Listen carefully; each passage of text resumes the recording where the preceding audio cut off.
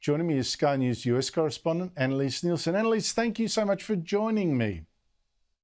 Annelise Nielsen, global warming policies, or in fact the reaction against them, that could help decide the battle, at least for the Senate. It could. So when we're talking about midterms, these are the races that will decide who controls the Senate, who controls Congress, House of Representatives for the next 2 years.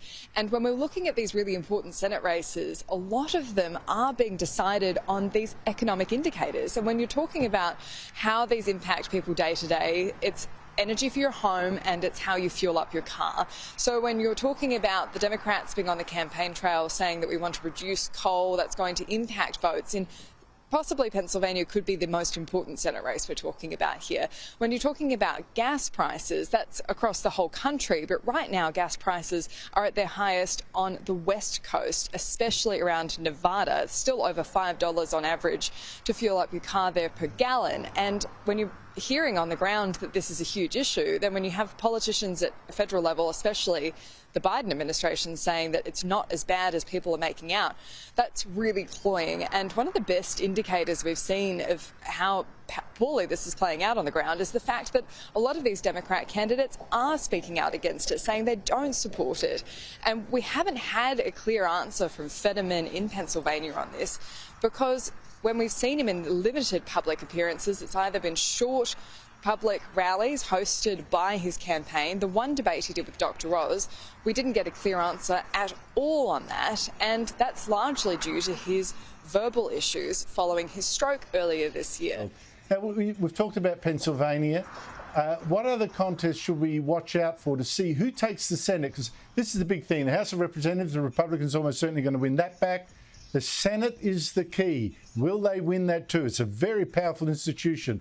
Will they win that and get the power to stop and harass Joe Biden? Where should we be looking to there?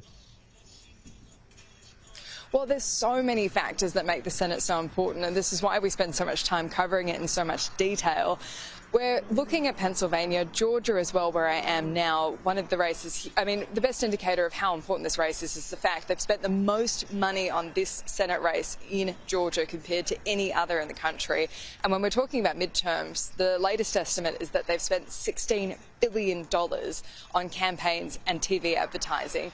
Georgia's interesting because it's likely to go to a runoff. If either candidate doesn't get the full 50% of the vote, then they have a runoff election next month. And so this is where it could drag out. Pennsylvania, there's going to be dragging out issues with the vote count because they're not allowed to start counting any ballots there until the polls close. And then it's likely they'll start reporting those mail-in ballots. We're going to see the same thing in 2020, where we're going to probably have big blue come through and then the red votes come in over the top of that, and it'll be down to the wire. But there's a few other interesting ones to watch too. Colorado could be one of those states that throws up a surprise. Nevada's not as clear-cut as it seemed even a month ago.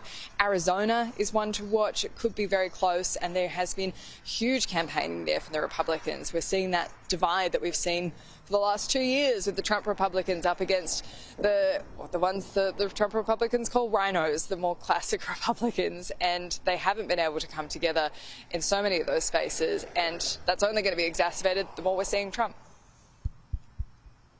Rhinos as in Republican in name only, because Donald Trump has very successfully made the Republican Party, well, to some extent, in fact, a reflection of himself. And it's just said he is going to make a very big announcement very soon. Here he is. I'm going to be making a very big announcement on Tuesday, November 15th at Mar-a-Lago in Palm Beach, Florida. Absolutely no prizes, Annelise, for guessing what that announcement will be. But tell us anyway. Well, we say that, and I'm still nervous because I still feel like we might be being trolled. And I know this was what 4 years of the Trump presidency was like. He didn't let the media know everything. He liked playing games. He liked the control and the attention.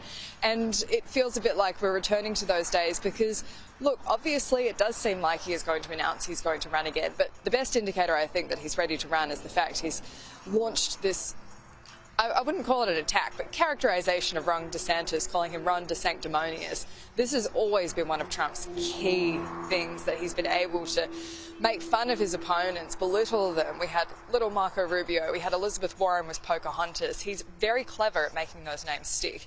And he's obviously got Ron DeSantis in his sights because he's the #1 competition. So I think that's probably the thing in my head that thought, oh, here we go, we're on. I don't think that one actually sticks, Ron DeSanctimonious. I don't think it'll stick. So I'll have to try again. Annelise Nielsen, we'll be back with you tomorrow to find out the results. Thank you for your time. Thank you.